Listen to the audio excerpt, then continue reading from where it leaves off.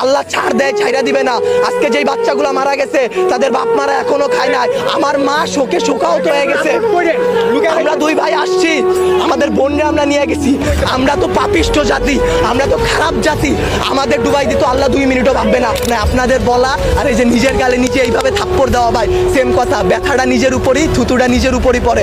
তাদের যেই সন্তানগুলো আহত হয়েছে, নিহত হয়েছে, তাদের বাবা মাদের ঢুকতে দিতেছেন না আপনারা, ঢুকতে দিতেছেন না আপনারা। তাদের বাবা মারা এখন পর্যন্ত খায় নাই। আমার মা শোকে শোকাহত হয়ে গেছে। আমরা দুই ভাই আসছি, আমাদের বোনরা আমরা নিয়ে গেছি।